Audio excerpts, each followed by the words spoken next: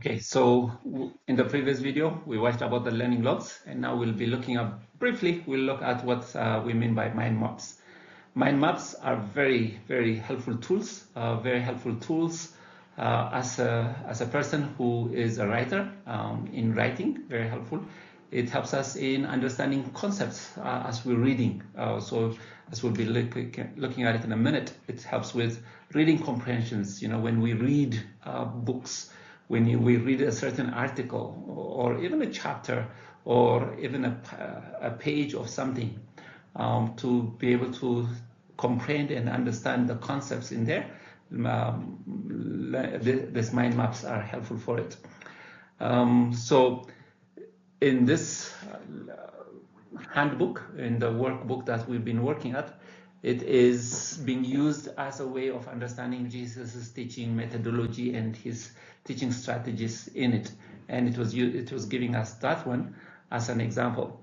So let me give us the example, the definition here. It is a graphical representation of information. The title or the main idea is placed at the center of the map. So what is it? It basically gives us a graphical representation of what we're doing, what we are reading, or what we're going to be writing about.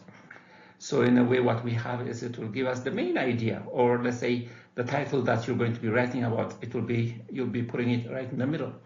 And then the next thing is, okay, what are the main things I want to say about it?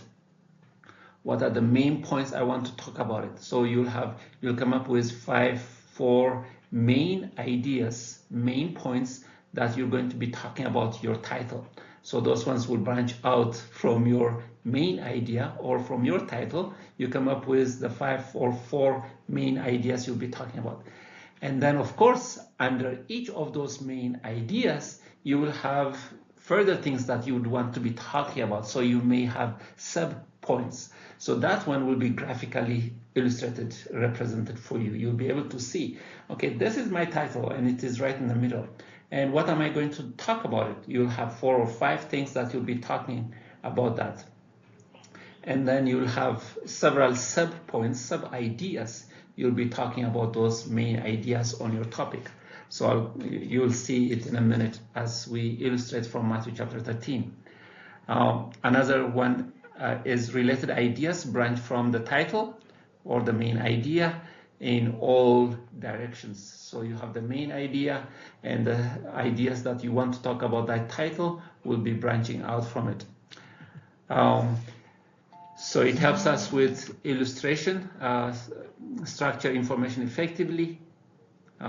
It helps us to organize your information, your title, the main ideas you'll be talking about your titles, the sub-ideas or sub-points you'll be talking about each of the main ideas. So it will be well structured, well organized, and that flows into a very well organized writing as well.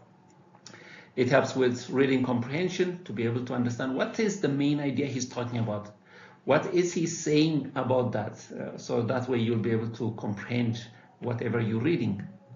And finally, it helps with memory, with remembering some things. At least that's the way it works for me. When I read, I want to find out the title, and then I want to find out what is he saying about that title, 4 or 5 things he's saying about that title.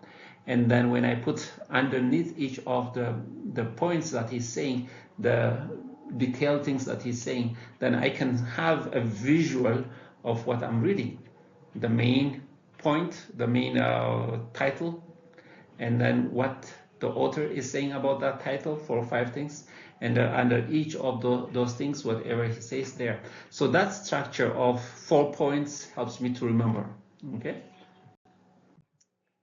So this is an example that the author gives us. So suppose you're reading Matthew chapter 13, verse 24. If you're reading that one, so what you have in the middle is the title. So what is the title? The title is Matthew 13, verse 24. What do I want to know? What is it that I want to find out? What is it that I want to talk about under Matthew chapter 13? There will be 5 things according to this one. The first one is what was the teaching method? That's one thing I want to talk about.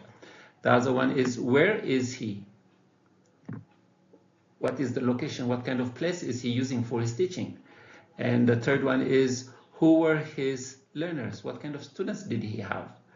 And fourth one is, I want to find out what kind of content is he teaching? And the fifth thing I want to talk about, I want to find out is the outcomes. Was there an outcome? Was there a purpose? Was there an objective to his teaching? So those are the 5 things. So I have the title, and under the title, I have 4 points that I'm looking at. What was his teaching method? Where was he teaching? Who was he teaching? What was the content of it? And what was his outcome? So those are 5 major things about my title. And then under each one of them, you'll find out there are sub-points. So under what was his teaching method, I have this thing that I'll be talking about. He used parables. Under where was he teaching, I have this point that I found out that I'll be discussing. Under who was his learners, you can see that there are 2 sub-points. One is his disciples, and the other ones are the crowd. So I would have 2 sub-points under that one. The same with content. Under content, I have 2 different contents that he's addressing, and under outcomes, he has 2 different outcomes there. So it gives you this structure and it gives you a good visual of what he is doing, the author is doing. So title, sub-points, and then sub-points, and it will all be represented visually for you. So this is a good. You can use this same thing in writing as well. When you write, what you would do when you write is, instead of, like here in place of Matthew 13, what you would have there is, let's see if this color works. Okay, let me just use the green.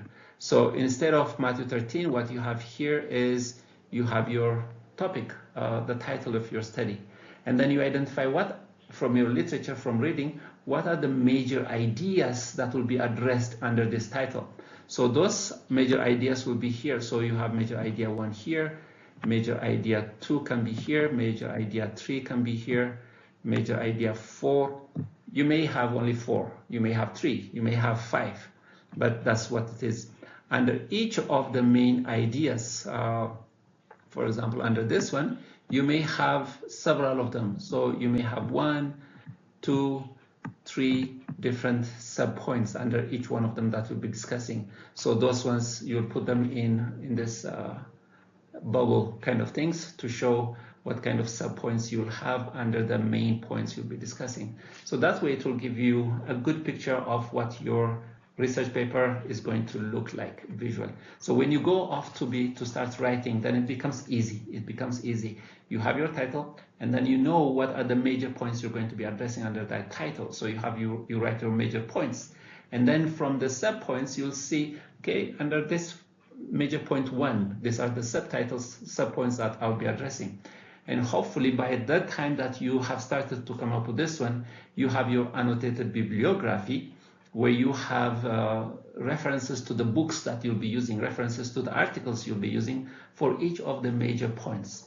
So when you start writing, you have the sub-points, you have the main points, you go to the resources, and it's a matter of beginning to write. So this is a good, helpful tool to help you with writing. So as a way of practice, the book gives us this story from John chapter 8, verse 2 to 11, and I encourage you to go there and begin to work at it, and just do the same thing that we did with Matthew chapter 13, verse 24. So from this passage, try to find out. So you have five areas. 1, what outcome did Jesus have? What did he try to teach, content-wise? Who were his learners? Where did he teach? And finally, what teaching method did he use? So those 5 things. See if you can identify that. That way you will also be able to see what teaching method Jesus used. So this is a mind map. It's a good practice. I know it's not something that we are used to. We have not been using this, but it is a good tool, and I encourage you to consider it. Okay, bless you. So we're done with this one. We'll move to the next one in another video.